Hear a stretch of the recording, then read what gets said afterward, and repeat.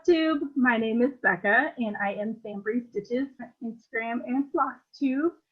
Today is another special edition of Interview with a Flosstuber. I'm super excited because I'm here with Rocio and Gazpacho in the background. He's like, there he is with his ball. That's awesome. Maybe that'll be the screenshot. maybe. If you're not familiar with their channel, I will link it down below, but I really enjoy it. Not only does she do a floss tube and show some amazing projects, but she also kind of shows us island life. She does some iced coffee chats that are extra. So it gives you a little bit of extra content during this time. And how are you doing today? Well, today is a beautiful day on the island. Nice. And it's even better because I'm hanging out with you. But speaking of iced coffee chats, you've already tormented me with your Starbucks. Hello. I'm sorry. You know, she's just swinging. I'm like, wait. Is that a green straw? Is that a Starbucks logo? Like, do you know how long it's been since I've had Starbucks? I'm sorry. If I could share with you, I would share with you. I would drink from the same straw, like slurp it up, and I don't care if it's lactose free or not, I need it. It is So I can't wait to get back to it. Yeah. I'm glad it's beautiful there. It's pretty smoky here, so people will notice that I'm inside instead of outside. So a little bit of change of scenery, but it's what 2020 brings. Oh man, this year. There's that meme on social media that just basically says, why don't we go like buy some candy, carve a turkey, put up your tree, and call it good all in one. Just yeah, we're good. Just one day, one afternoon, knock out the rest of the year, and let's flip it because we're done. Yeah. You're spoken. All right, let's jump into some questions. Let's do it. The first one is, why did you start a floss tube, and were there any particular motivations? Woo. Okay, so why did I start a floss tube? I started my floss tube channel in December 2019, right before 2020. And so it was the first year of island life. If you guys don't know about me or know about like kind of my origin story, I am from origin. My family's from Chile, Santiago, Chile. I was born and raised in San Antonio, Texas, and I worked there. And then now I am an expatriate wife here in Nassau, Bahamas. So it was about, I guess, coming up on the year, and it's been a real big change of life. I'm a pretty social and talkative person. So being kind of in a whole new setting and not working anymore, it was just kind of like a complete adjustment. And cross stitching has always been kind of like a backbone in my life. I've always had at least a project going on. And when you're alone and spending a lot of time alone, that's kind of your comfort, is your needle and your thread.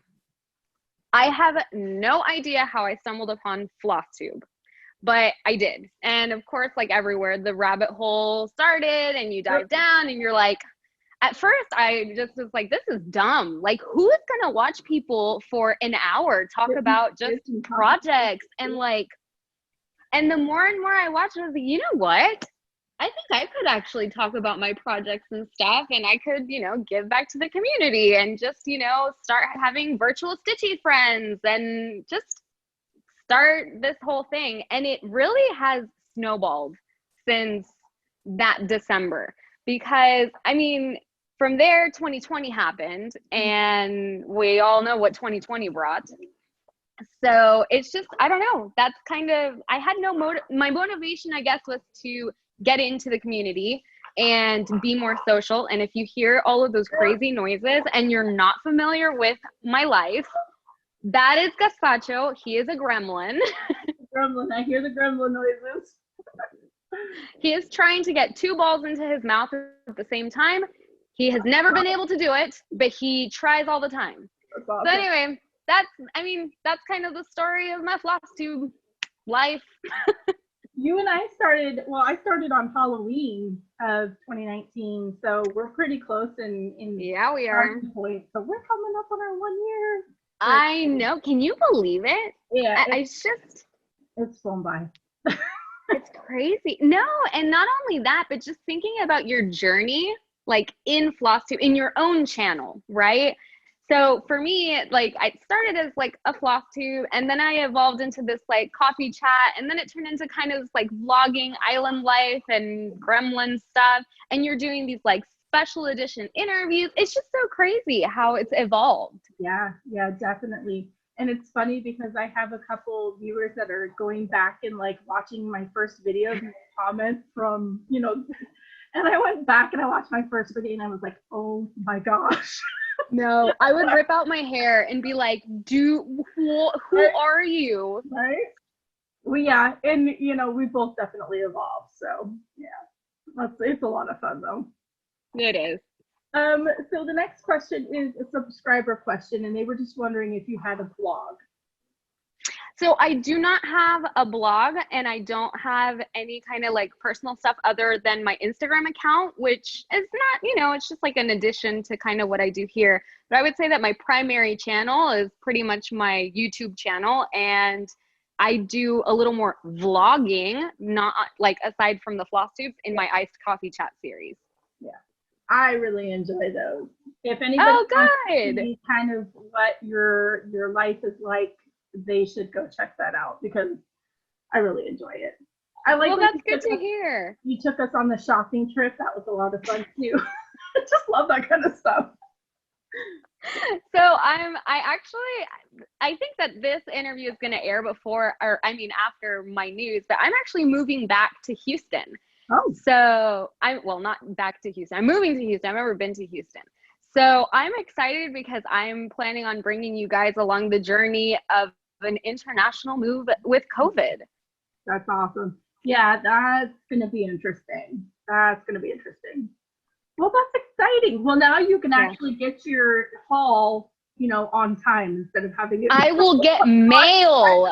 I will get mail. Yeah, I'm like, what? Be exciting. I don't know how you do it. I really don't. Because I stock my mail every day because, I'll buy something off a stash site or something like that. And I literally stock it. So for you to have it stockpiled, oh my gosh.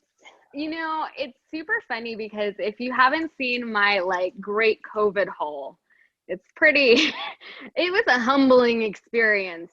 When you go without checking your mail and like you're ordering stuff for a long time without seeing we're serial stashers and serial buyers. And we have issues, guys. Flosstube, we have issues.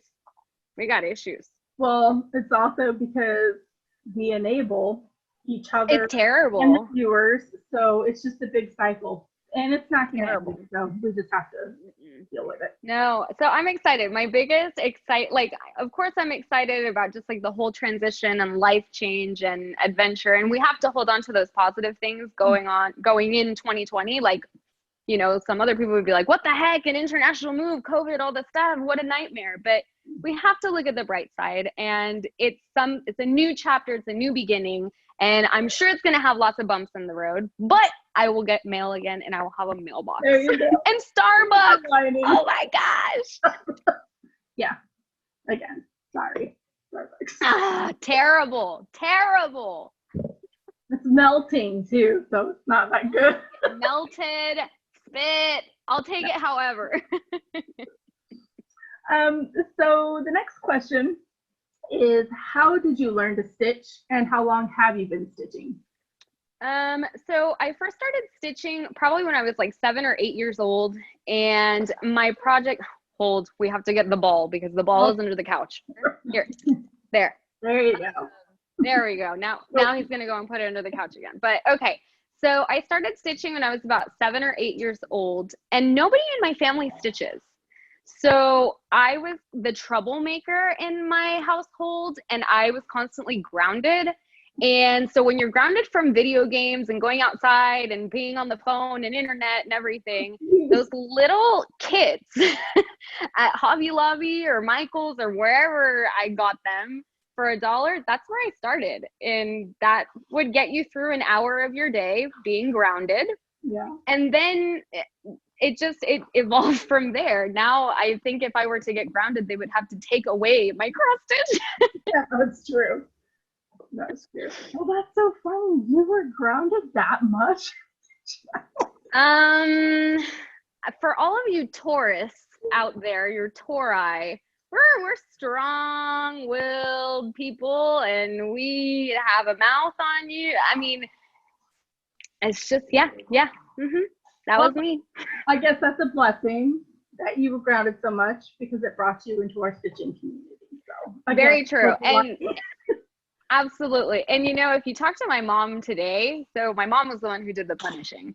If we talked to my mom today, she would say, you were a pain as a child, but seeing how you are today, just like as a woman, nobody can keep you down. Like I tried as a child. I was too much personality for a small body. Way too much. That's awesome. That's awesome. I'm sure she's very proud of you now. So she's proud of me now, but I'm sure she would change a couple things from the childhood. Maybe. So this is a fun one. It's one of my favorites. And it's, what's your favorite project that you've stitched? So my favorite project, hands down, which I don't have with me, gazpacho.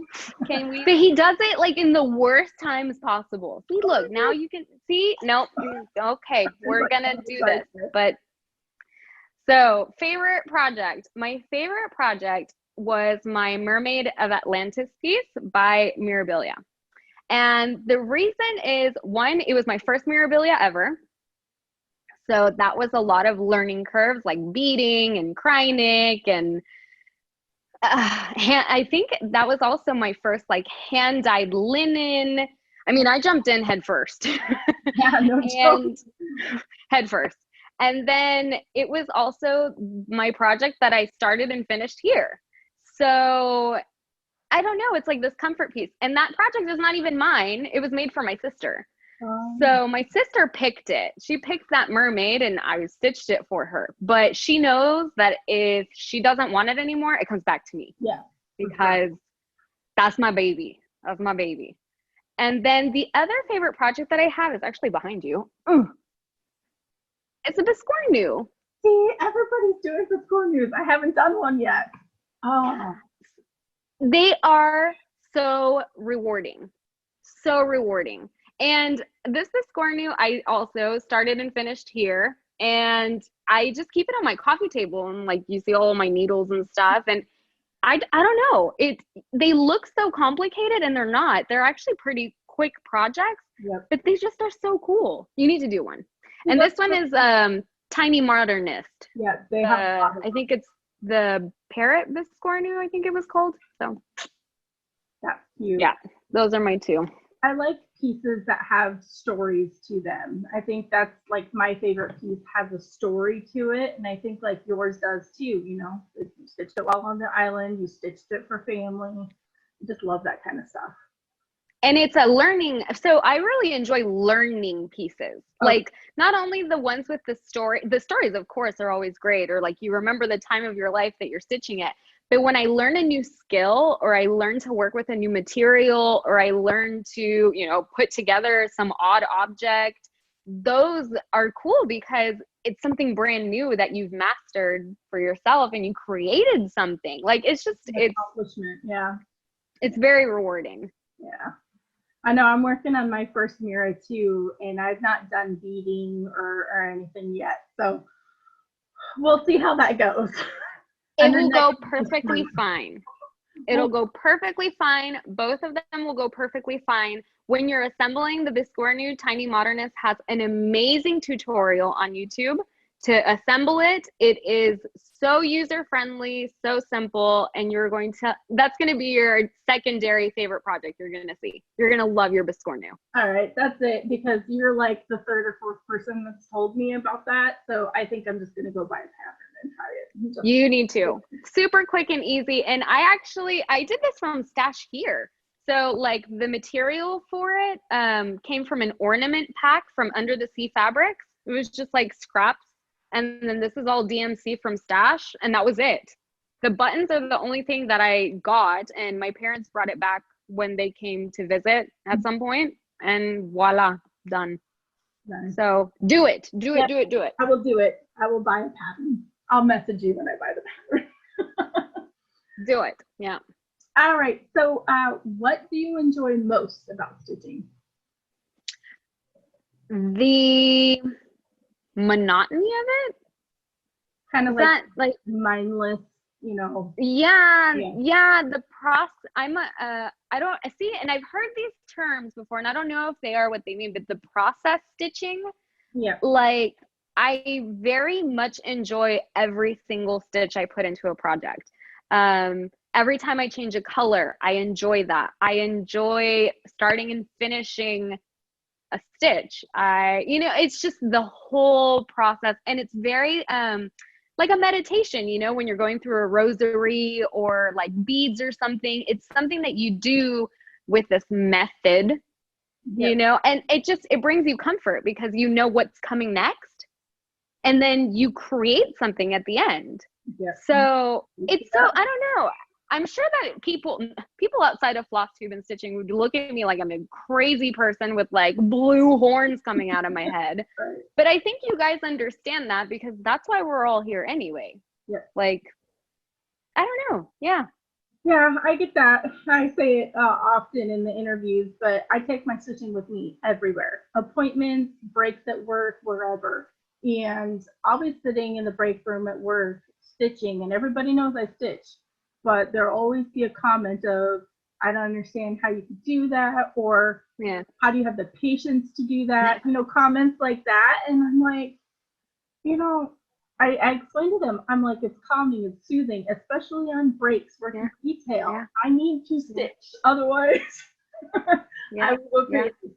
So if people outside just don't understand, they just think it's boring, or how can you do that kind of thing.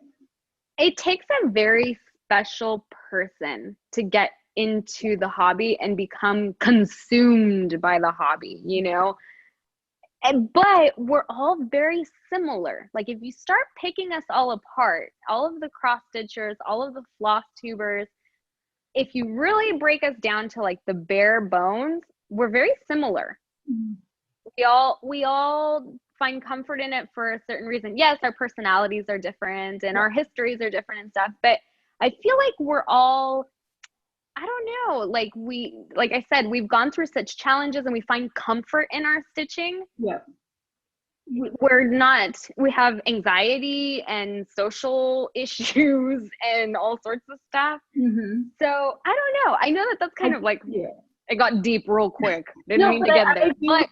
I do see that though, because it's more like we're kindred spirits and we share the same love of the hobby. We may not all have the same tastes or anything, but we all do the same motion. We all do the same, stitching motion. And I totally get that for sure. Yeah. Our community is pretty amazing. There's not a whole lot of hobbies out there that have a community like we do. And I didn't even know about it. And I've been stitching for 20 plus years. So it's crazy. But even within our hobby, I have heard through the grapevines that it's a lot of the English speaking and Spanish speaking. Like there's certain areas of our hobbies that aren't, or not of our hobby. I think there is that competition and drama and kind of stuff even within our craft. Yes. But that Flosstube in English and in Spanish, I'm sure it's a very welcoming environment. Nobody's there to tear you down or critique your stitch or critique like the way that your stitches lay and all this stuff. Where, as you were saying, with other hobbies, and from what I'm understanding is Flosstube in some other languages, it's a little more critical and it's not so open and inviting and loving as us. We're just like hippies. I think we're just like these hippie spirits that we just love. Kumbaya. Works for me. Works for me. So we're gonna get out of stitching a little bit and kind of find out a little bit more about you. And the next question is, what's your favorite genre of book or movie?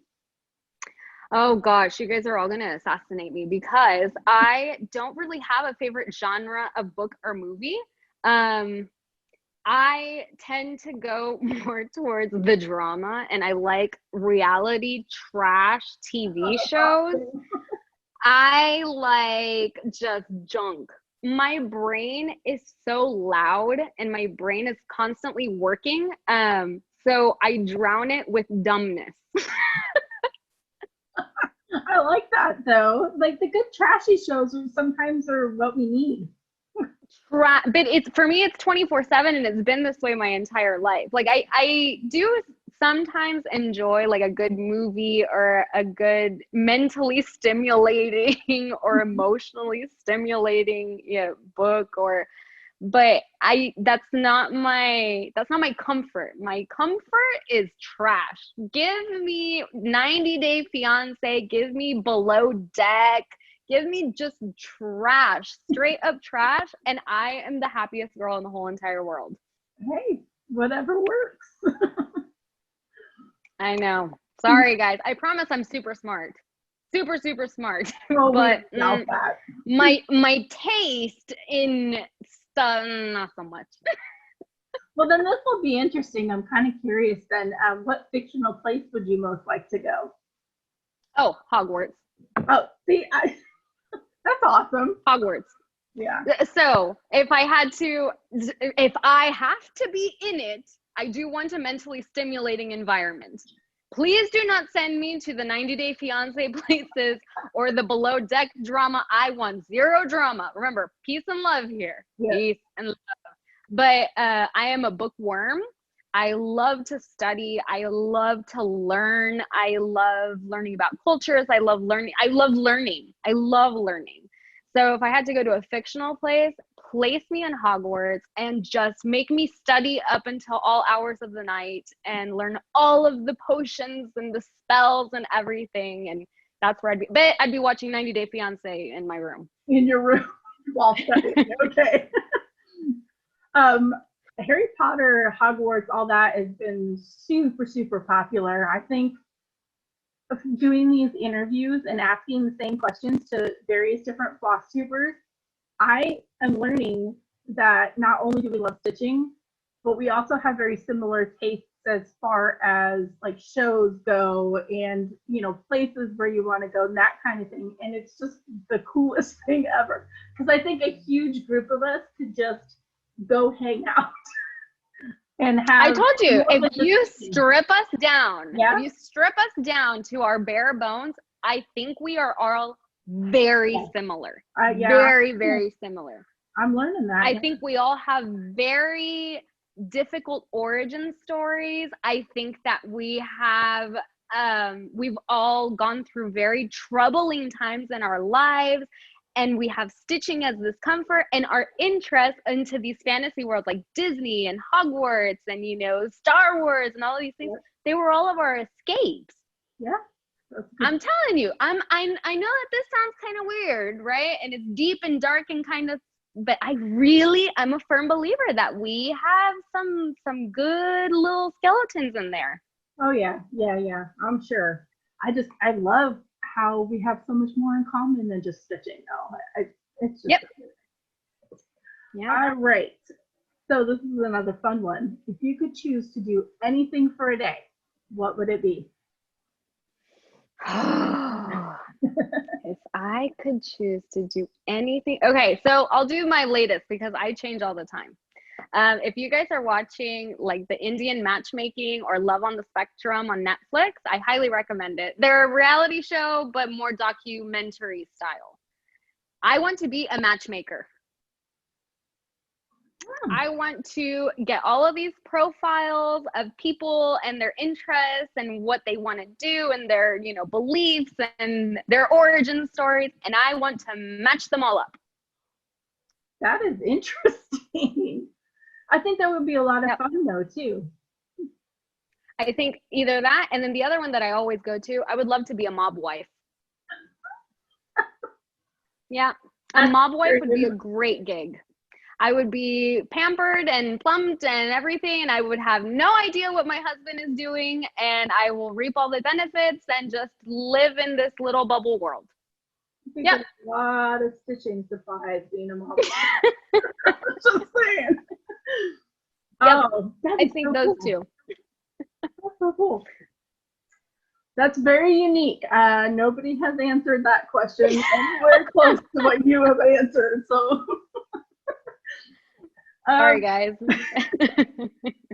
so do you happen to have any other hobbies besides cross stitch? So obviously nothing that consumes my life as much as cross stitch, but I like to dabble into things and try new things. I have always been a video gamer, always, always, always. I've kind of gone straight away from that a little bit just as I've gotten older and, you know, life and other responsibilities. And then recently I've been trying to dabble into playing the piano. Why? Because I woke up one day and was like, I want to play the piano. So that's kind of started. And then, but it's all these, like, I try new things and I dabble in new things, but I always go, cross stitch has always been a part of my life. So that's my hobby. But yeah, I don't know. I have like a lot of little things that kind of start up and go, but they never really stick. Yeah. Well, and the thing is, cross stitch takes up so much time because you want to That too. piece. And so, well, that's the thing. Like my daughter gave me her Switch Lite because she just bought a Switch, and she wants me to get into Animal Crossing. So I know you play Animal Crossing, but here's my thing. And so it's sitting down there, and I'm looking at it, and it's charging, and she's like, "When are you going to buy the game? When are you going to buy the game?" And I'm like, "If I buy the game, it's going to consume my cross stitching time." So I'm like trying to. And I think that's the thing with other hobbies is those of us that love stitching so much, we don't want to take away that time because there's not a whole lot of time as it is. So. Yep. So I will tell you though, Animal Crossing consumed my entire universe for like 3 weeks to a month. And then you get like, you finish your house and your island and all of these things and everything's perfect. And then it's just, it becomes housework. And I'm sure people who are watching me and play Animal, you're like, oh, I have to pull the weeds again, and oh, gotta go check the mail, and oh, I gotta go do these things. So then when you start getting to that point, then you're like, I'm gonna go back to cross stitch. We're done. It's a lot of money to spend on the game for, you know, being into it for a month. So that's like me. It's like I could buy a lot of patterns for that. This is true too. No, just leave it there. And if you are in, you know, our stitchy bug comes and goes all the time. Yeah, so if you find yourself in a funk where your bug is just not there, pick it up, and definitely that'll get you out of the funk, and then you'll be refreshed to get back in. That's a good point. I will do that for sure. This is a fun one. I'm curious. How would your friends describe you? Well, I'm sure a lot of you can probably already describe me. So I would say that they would describe me as, like, I guess bubbly, obviously, right? They would say bubbly, they would say quirky, they would say happy. I think happy. I think that's the word, happy. It doesn't matter how terrible my life may be, I always have a happy face.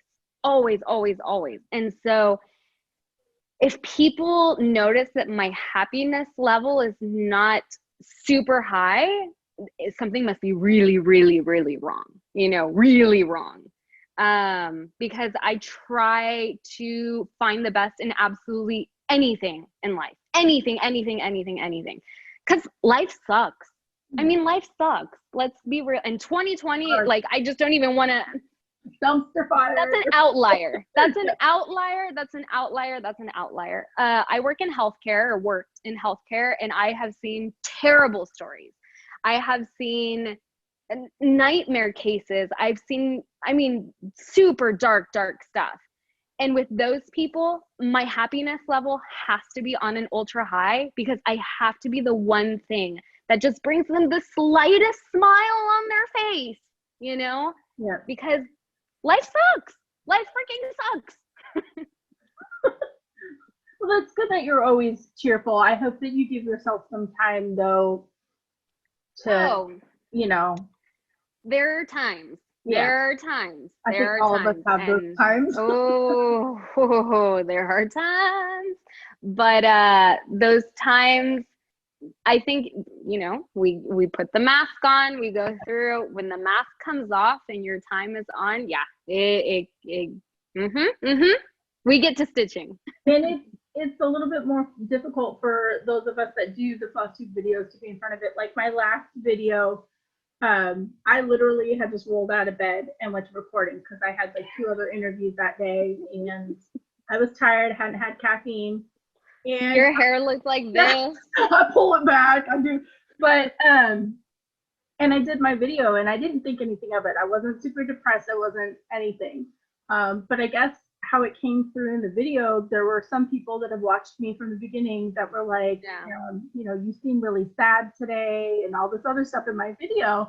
And you got me thinking that, you know, I try to put on, you know, a good cheerful thing in the videos and everything like that, but there are some days that it's hard to put on that mask. And I wasn't intentionally doing it in the video. I was fine, but I can tell right away, because again, I feel I share this with you. We feel like we have a need to create content for those that have nothing to look forward to except our content, you know, not just you and me, but, you know, Flosstube. And in creating content, then your watch list gets longer and you have more things that you can look forward to.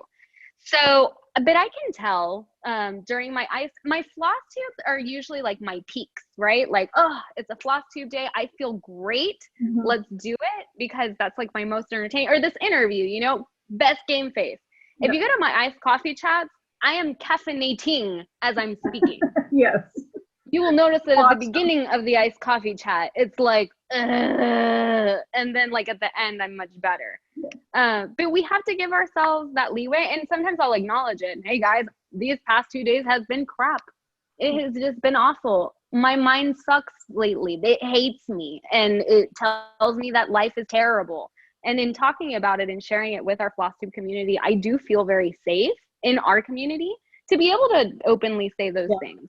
And I've noticed that a lot of the people who watch our videos, or anybody's videos, if you're more open and honest, they enjoy that. Like they want, of course, they want something. You want the human connection. Yeah. You want human connection. You want relatability, and it's like I said, you break us down to our bare core, and we all suffer through some really difficult things. Even the most happy and chipper goes through some really terrible and trying times. And if you're open and able to say, look, I'm smiling, and oh, look, I look at that, but I'm having a terrible time, people are going to say, oh, you know what? I'm having a terrible time too. Let's get through this terrible time together. And that's what we do. Yeah. And I love the comments that people leave, and I'm sure you do too. So supportive, so loving, so it's crazy. And I hope that other people that watch, like sometimes I'll go through and read comments of other people's videos after I've watched them, and I hope that other viewers do the same, because the comments that are left, especially on days where they think that we're not having a good day or something like that, they're amazing. They are absolutely amazing. This I'm gonna get teary-eyed because this community. Oh no, it's it's incredible. And I hope viewers out there, I was terrible at leaving comments, because although I seem like I'm a super social and out there person, I'm not. I'm an extrovert, introvert, those like mixed people. So I used to not leave comments. And then now that I started Flosstube and I see what the comments do to me, I take that extra time and leave a comment to the Flosstuber. It does mean so much. And at least I can speak, I think, on both of our behalfs, that the comments are so vital to keep us going. Because unfortunately, we're human and we need validation, and we're putting a lot of time and effort and work into this.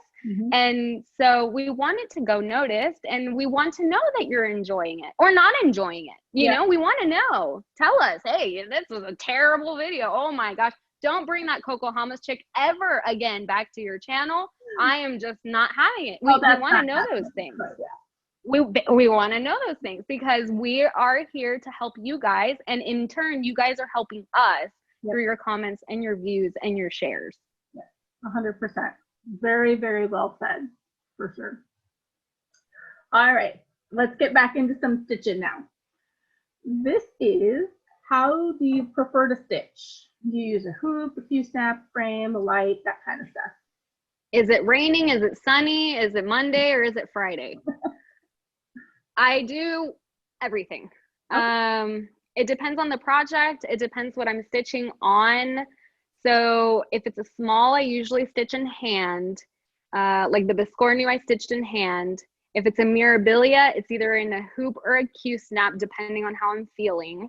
And then if it's a bigger project, it'll go on a frame, but I don't have a stand. So my problem with the big like quantum frames and stuff is without a stand, I'm starting to do yoga poses and contort my body to hold it. And so I'm actually on the market for looking into a stand. So I don't know. I'm everywhere. I stitch on everything, everywhere. Aida, linen, even weave. That was my next question, is if you had a preferred fabric. So kind of. My preferred is 32 count Belfast linen.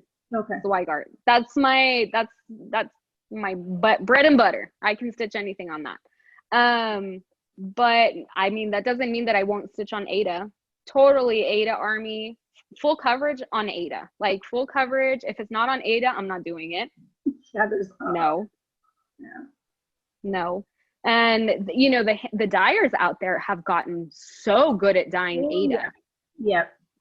I have a lot of hand-dyed fabrics from some great dyers. So I love the dyeing market right now. I love it. Love it. There are some pieces of art in fabric and hand-dyed floss that's just another level. Yeah. Another level. A lot. Wait until you get back into the States. I know. Like one after the other.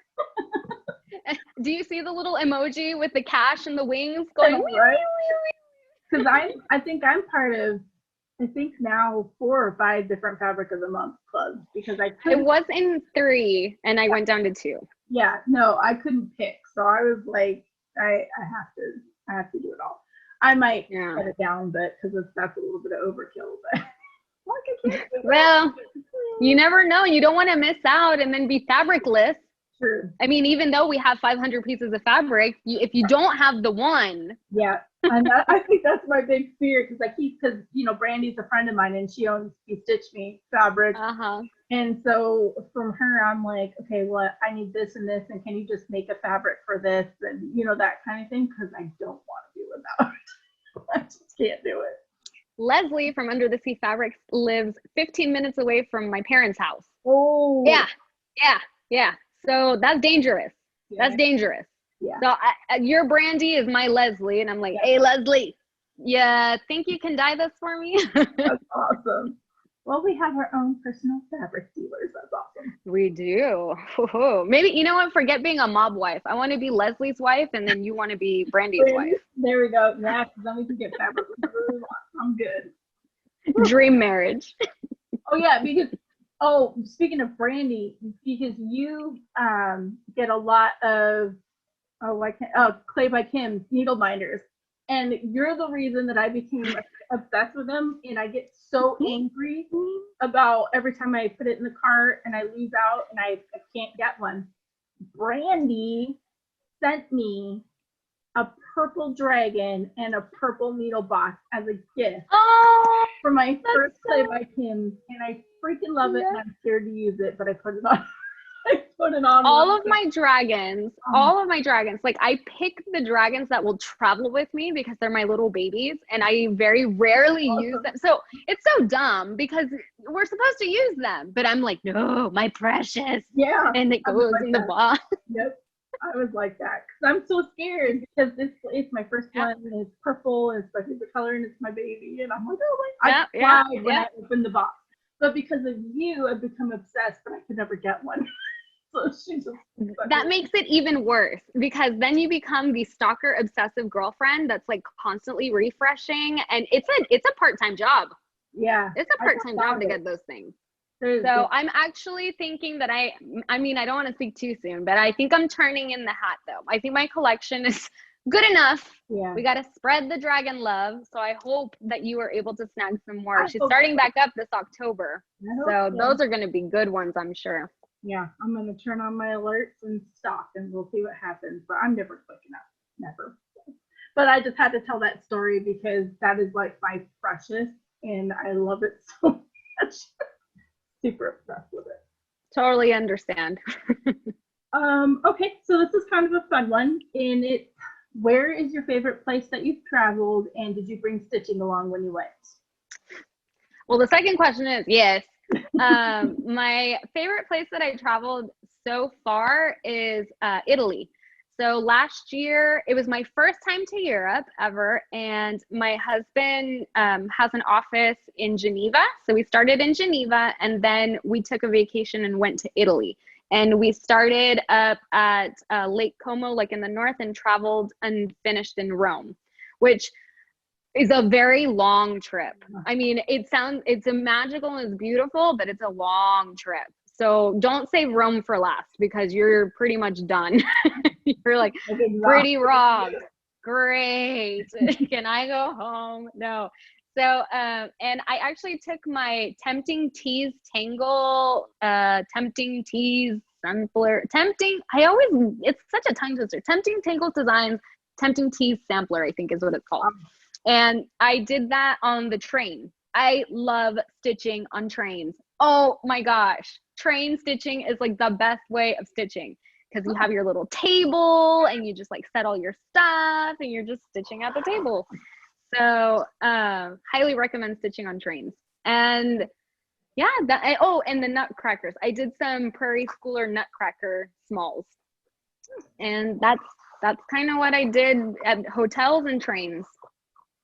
Yeah, nice. I think I haven't taken the train from here down to Portland yet, but I know a couple of my friends, Erin T. Martini, Stitcher, and Lady Robin, they take the train down when we used to do Acorns meetups, and they just stitch on the train, and it was great. So stitching on a train is amazing. No, get on the train. You'll love it so much. I might do the train. We'll see. But yeah, because driving 3 hours and not being able to stitch, I'm a little jealous that they of course, it's lost time. Every minute counts. I am exactly like that too. Like if my husband calls me upstairs in the middle of stitching to like grab dinner, I'm like, can you just not bring it down to me? Because I'm losing like 5 minutes of stitching. I'm no joke at that. How many of us say just one more row. Wait, just let me finish this strand. Hold on, let me just this color. But that does take a while, so. But they don't know that. That is true. That is true. He's learning though. He's learning. This is kind of a fun one too. It helps enable others sometimes. And it's what can you not do without for your stitching? Like your favorite go-to. Oh, Pat's favorite needle. Pat Carson's needles are my favorite. And this is my new favorite. And I talked about it on, I think, one of my Flosstubes. They're the Dovo embroidery scissors. Oh, yeah. So Dovo, I think, and please, I may be completely wrong, but there was a rumor that they were either going under or stopping production with this whole COVID thing. And so I snagged some because I had heard some really good things about them. Wow. I really hope that they are not under or haven't stopped production or they'll come back because Dovo embroidery scissors are amazing. Amazing. For me, life-changing. A pair of scissors. I mean, really. You'd be surprised. There's a ton of people that just collect, embroidery scissors and stuff. So no, these scissors, and I'm super, like, I'm trying to find a backup pair because if something happens to these, I'll cry. But it's been a little bit difficult to find. So I'm still on the hunt. If anyone out there has an extra pair of Dovo embroidery scissors they don't want. I heard that also too. I don't know if it was from Brenda and Laura, I think may have mentioned something in their videos, but I did hear something about the Dovo scissors. So very, very good scissors. Find a pair. eBay is where I found mine. And I mean, they are expensive scissors, but not as expensive as the, I'm blinking on the name, the one, Saju. The Saju scissors are like 100 plus. Yeah. Ridiculous. And they're not good. The Dovo, I think I spent 45 with shipping, which is expensive for a pair of scissors. I'm not saying that that's a cheap pair of scissors, but worth every penny, in my opinion. I'll have to look on eBay. So this is also another fun one, is how do you decide on what you're going to work on next? Is it raining? Is it sunny? You know, it's funny. I don't have a bunch of whips. I don't carry a bunch of whips, and Gaspacho's crying over the ball because I took it away. No, it's constant. It's a front. He's fine.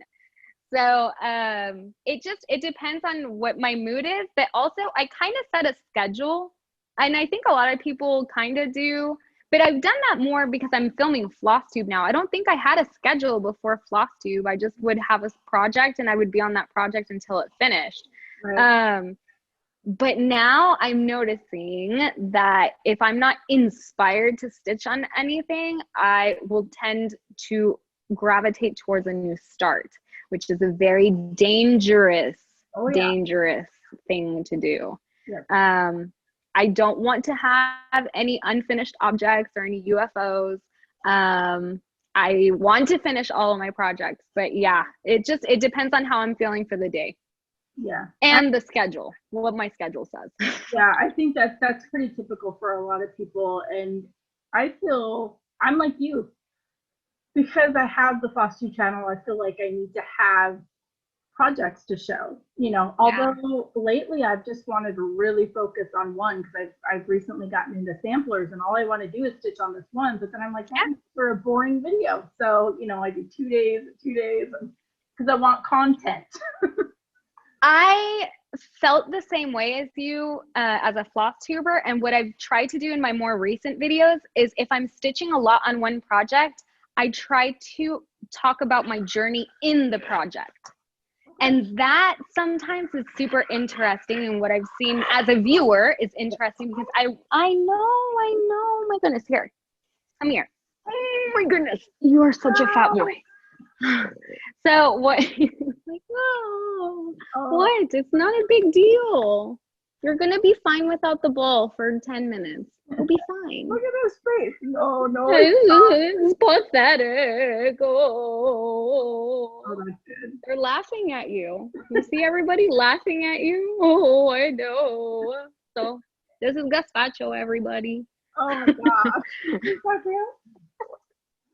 He's terrible. So yeah, if you're doing your sampler, zoom in on the motifs that you're working on. Talk about the colors. Talk to us about what do you like about the motif, or did you not like the motif? Was the motif big, small, you know? Oh, I hate this color. Oh, I love this color. You can make a whole hour on it if you even dive into your one project.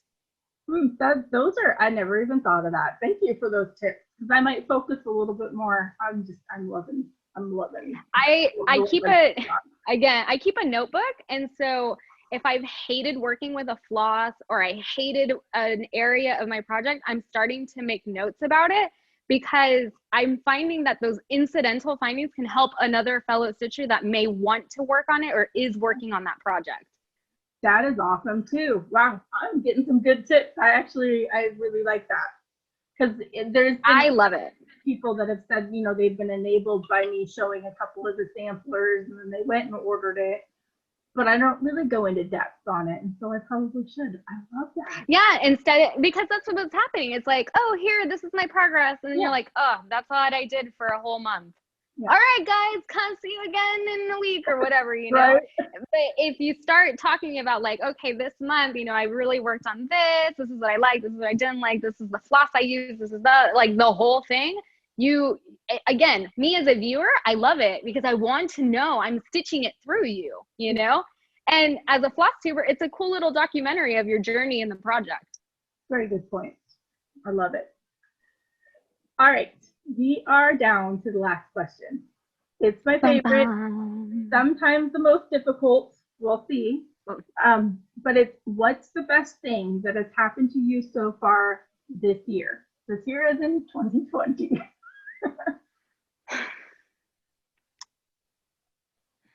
You're right. That's a tough one. Yeah. I was beaten to the core this year. Yeah. You learn a lot about yourself in 2020. Yeah. I live in a pandemic on a stranded island. And I mean, I don't have the commodities that the rest of the world has. And it's been quite a year.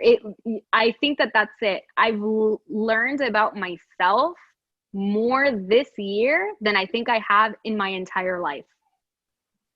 That actually is a really good thing, though. It kind of makes you slow down and reevaluate yourself, kind of thing. Yeah, that is probably the most positive. I mean, it's a humbling, it's a positive experience, but I think that for the rest of our lives, because I think that this isn't just me, I think a lot of people are learning a lot about themselves and what they really value in life right now. It's a good lesson for the rest of your life. Yeah. We're going to be those grandparents who are like, you didn't live through 2020 when I was your age in 2020. Right now for us is, what is that? I walk barefoot uphill in the snow to school. Exactly. But you know what? Try this. Yeah. So in the future, it's going to be us. You didn't even live through 2020, and it's going to be in history. I was locked down, and I couldn't even leave my house. Oh my gosh. I cannot believe the amount of things that have happened this year, but that's a good way. I think a lot of us have done that, have just really, since we've been home, you know, we've really reevaluated ourselves, you know, spent more time. We've dated ourselves. Yeah. Dating yourself is a very interesting thing to do. I don't know if I want to date myself. I don't know if I would marry myself anymore, but yeah, I think a lot of couples are learning that. I love my husband, and he hasn't been, even when we were on lockdown, he still had to go to work because he's got a government job. Same. But because I'm home, usually I work on the weekend and he's home. So during the lockdown, we're both home, and you know, it was great because we'd go hiking and we do everything, but I think that we really, really learned a lot more about each other and our marriage from it. And we're still together. So that's a plus. I haven't drowned my husband. He hasn't been fed to the sharks. I've threatened it several times, and he's threatened it too. I mean, we it's a little rope-a-dope here, but no, we're much stronger because of it. We made it through. Now we got to make it through an international move during COVID. That will be, I'll let you know if we make it out on the other side. Yeah, you need to keep us updated. I think everything will go smoothly. There might be a few bumps, but it's, you know, we've done military moves to where, you know, they've lost different things, but nothing. Don't tell me that, no. It depends on the companies, I tell you. But I think it'll go well. I mean, yeah, you're gonna have to wear a mask. You know, but I don't think anything. That's pretty standard. I don't know if we'll ever go back to life without a mask. Yeah. Sorry, guys. I don't mean to be a Debbie Downer. It's just, I mean, if we think about other countries that have been through epidemics, respiratory epidemics, you see them in airports and stuff wearing masks pre-COVID. Yeah. It's kind of ingrained in you. You're like, oh, dirty people, you know, dirty people and dirty air. And I don't know, this may be a little bit of a new norm. Like, we may see masks for a very, very long time. Yeah. Not mandatory, but a personal choice. Yeah, I don't doubt that at all. I really don't. So it'll be a whole new world, basically. A whole new world. I know. I was like, for all of us. Luckily, I don't monetize, so we can sing it, and we're not going to get. Anyways, thank you so much for taking time out of your day. This has been an awesome interview. I really, really think people have enjoyed it since they're watching it right now. I hope you guys enjoyed it. If you want to see more of me, or if you want to cancel me, you can block me too. Yeah, there'll be links down below for them to go check out your Flosstube channel, your Instagram, all that. So it's been a lot of fun. We have plenty in common. So I'm very excited to be a part of it, and I'm honored that you had me here. So thank you so much. Thank you. Is Gazpacho nearby to say goodbye? Yes, hold on. Gazpacho. Oh my goodness, yeah. Flosstube wants to say goodbye. Yep, we need to say goodbye to everybody. We gotta say, here, you can put it in your mouth. Oh, no. Here. All right, there we go. Oh, goodbye, Gazpacho.